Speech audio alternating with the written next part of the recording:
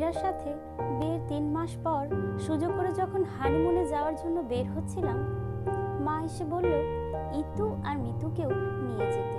ওরা যেতে চাইছে, না নিলে মন খারাপ করবে। আমি বেল্টের হুক লাগাচ্ছিলাম, এক পাশে কিছুক্ষণ তাকিয়েছিলাম মায়ের দিকে। তারপর চোখ নামিয়ে বললাম, ওদের তো যাওয়ার কথা ছিল না, তো মন খারাপের কথা আসছে কোথা থেকে? মা আমার উত্তরে খুশি হয়নি। পর্দা নেড়ে বের হয়ে যেতে যেতে বলল, বাচ্চা মানুষ, কখন কি ইচ্ছে হয়। মীরা আমার দিকে তাকিয়ে রইল। ওকে বললাম, তুমি তাকিয়ে আছো কেন? তাড়াতাড়ি রেডি হও। আমিও বের হলাম মায়ের পিছু পিছু। ইতু আর মিতু আমার বোনের মেয়ে। দিদি আর দাদা দুজনেই চাকরি করে, তাই ওদের সকালে এখানে নামিয়ে দিয়ে যায়। নতুন মামি পেয়ে বেশ খুশি ওরা, তাই ওদেরও ইচ্ছে হচ্ছে হয়তো আমাদের সাথে যাওয়ার। এই জন্য চোখ মুখ কালো করে রেখেছে। সারাদিন মা ছাড়া থাকে তো, ওরা বায়না করছে, তাই হয়তো মা বলতে বাধ্য হয়েছে। আমি ইতু মিতুর কাছে গিয়ে বললাম, তোমাদের যেতে ইচ্ছে করছে? একজন আরেকজনের দিকে তাকিয়ে মাথা নাড়ল। আমি মিতুকে কোলে নিয়ে বললাম, এখন তো আমরা যাচ্ছি ছোট জায়গায়, বাসে করে, তোমাদের ঘুম এলে ঘুমাবে কোথায়? ইতু বড়, সে বলে আমরা ঘুমাবো না। আমি হেসে ওর গাল টিপে দিলাম, বললাম, আগামী মাসে মামার আরেকটা লম্বা ছুটি আছে, তখন মামি, দিদা, তোমার মা, তোমরা, আমি সবাই মিলে একসাথে গাড়িতে করে গান বাজাতে বাজাতে বেড়াতে যাব। অনেক মজা হবে, ঠিক আছে? অফারটা দুজনেরই বেশ ভালো লাগে। একসাথে মাথা নাড়ল। ওদের গালে চুমু দিয়ে আমি চলে আসছিলাম। মা চেয়ার ধরে দাঁড়িয়েছিল, বলল, মিথ্যে বললি কেন? তোরা তো গাড়ি নিয়ে যাচ্ছিস। মীরা লাগেজ টেনে আনছে রুম থেকে। মায়ের কথা শুনে সেও দাঁড়িয়ে গেল। আমি বললাম, মা, আমরা যাব বলে ঠিক করেছি, তাই ওদের পরে নিয়ে যাব, তুমি সহ। মা গ্লাসে পানি ঢালতে ঢালতে বলে, বিয়ে হয়েছে তো অনেক দিনই হলো, এখন আবার এত কি?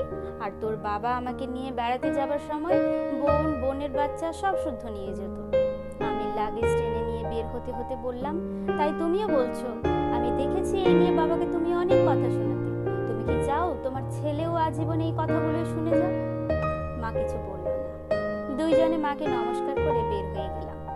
মা মীরা শাড়ির কোনা টেনে একটা গেট দিয়ে বলল, চুল খোলা রেখে পাহাড়ে জঙ্গলে ঘুরে বেরিও না। মীরাও মাথা নেড়ে সায় দিল। ইতু মিতুকে আদর করে দিল, বলল, আমি অনেকগুলো চকলেট নিয়ে আসব। গাড়িতে উঠতেই মীরা বলল, নিতে পারতাম ওদের।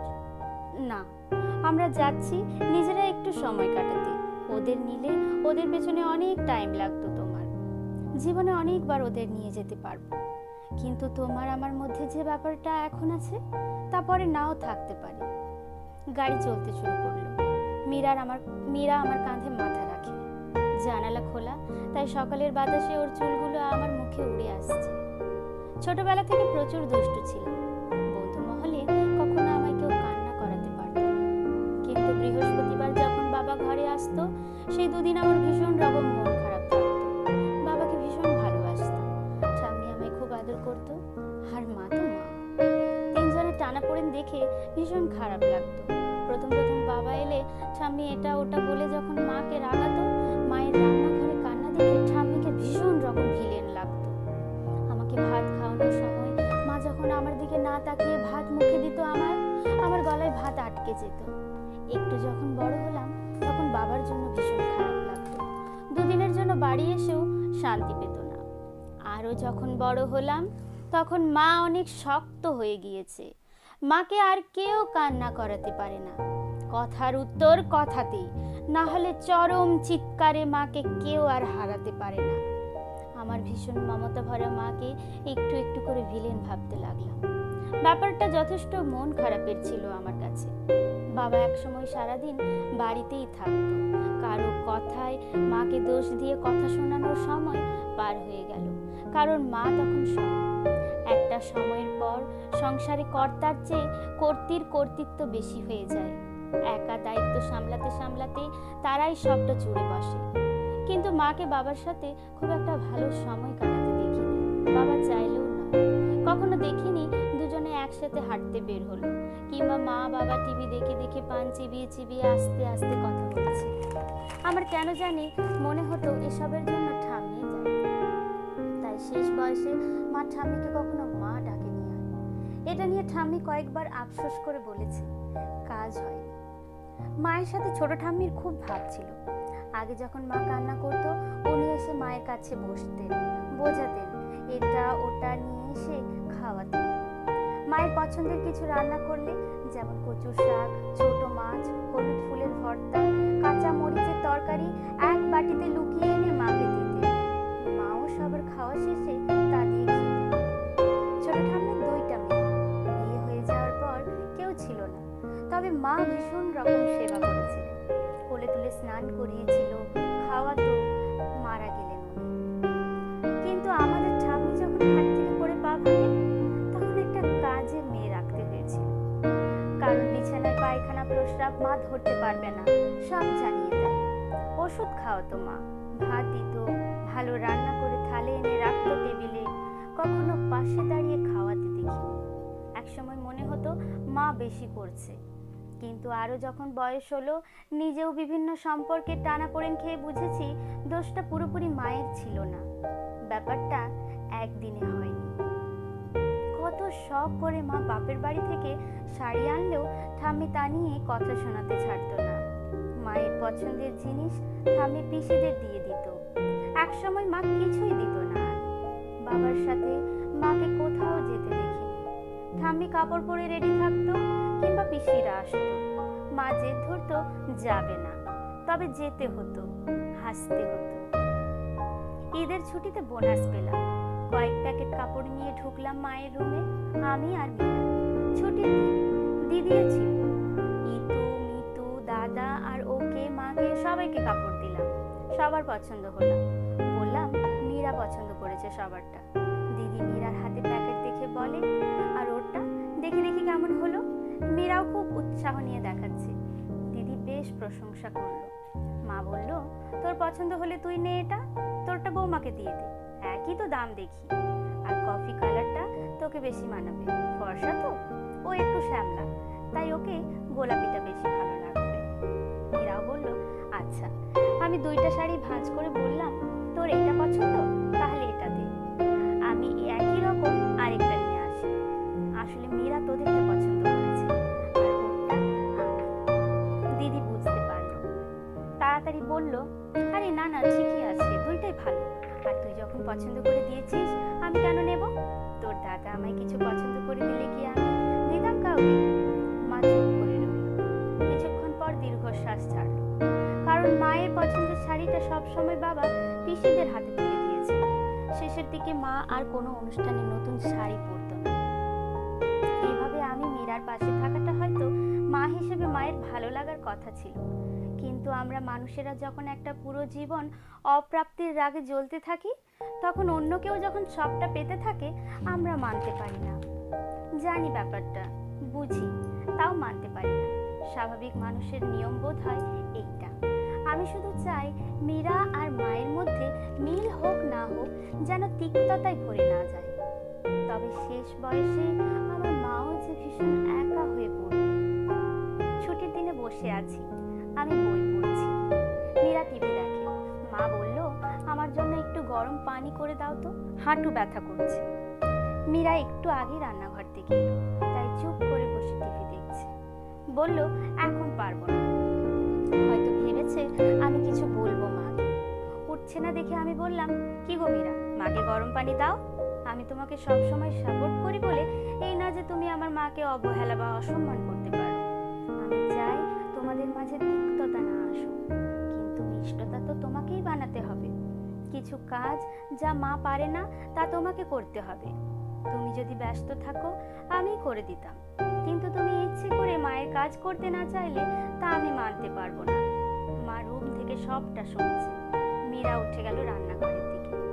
কিছুদিন পর আমি টেবিলে বসে মীরাকে বলছিলাম, আজ একটু খিচুড়ি করো আর মাংস ভুনো, সঙ্গে বেগুন ভাজা। তখন দেখি আমার মা কাপড় পরে রেডি হয়ে কোথায় যেন যাচ্ছে। মা, কোথায় যাচ্ছ তুমি? একটু বাইরে যাচ্ছি, মন্দিরে যাব, একটু অন্য কাজও আছে।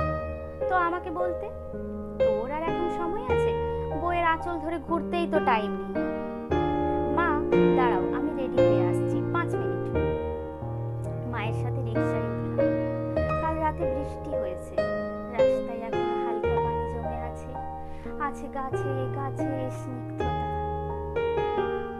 রাতে বের হওয়ায় মা হয়তো খুশি হয়েছে, তবে মুখ ভার করে রেখেছে। হালকা বাতাস আছে। মন্দির থেকে ফেরার পথে মাকে বললাম, আইসক্রিম খাবে? মা অবাক চোখে তাকিয়ে বলে, না। চলো না, তুমি আমি অনেকদিন আইসক্রিম খাই না। মা চুপ করে আছে। এই আইসক্রিম খাওয়া নিয়ে আমার আর মায়ের অনেক মজার স্মৃতি আছে। কলেজে থাকতে প্রায় বিকেলবেলা আমি মাকে নিয়ে যেতাম কলেজের পাশে একটা দোকানে।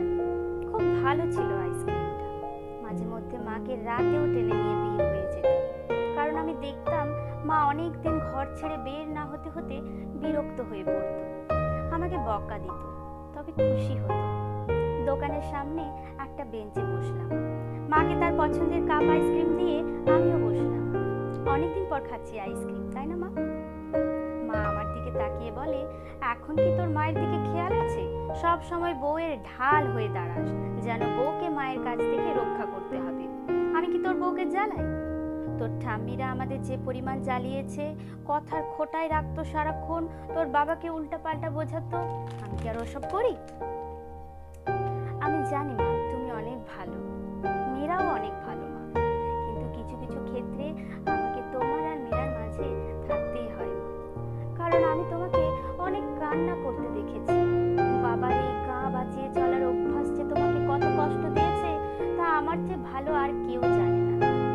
তুমি না পেতে পেতে একসময় আশা রাখা ছেড়ে দিয়েছো।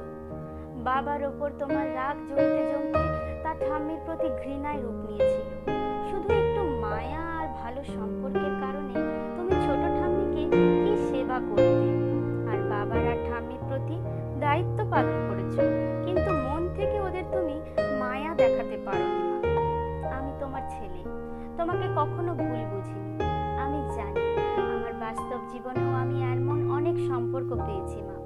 আমি জানি তিক্ততা ভরে গেলে তাকে মন থেকে সত্যিই আর ভালোবাসা যায় না। আমি চাই না তোমার আর মীরার মধ্যে এমন কিছু হোক, মীরাকে কখনো আমায় ঘৃণা করতে না হোক। আমি চলে যাওয়ার পর মীরা আমার জন্য এক ফোঁটা পানিও না ফেলুক, আমি চাই না। তোমাকে শেষ বয়সে একা হয়ে যেতে না হোক।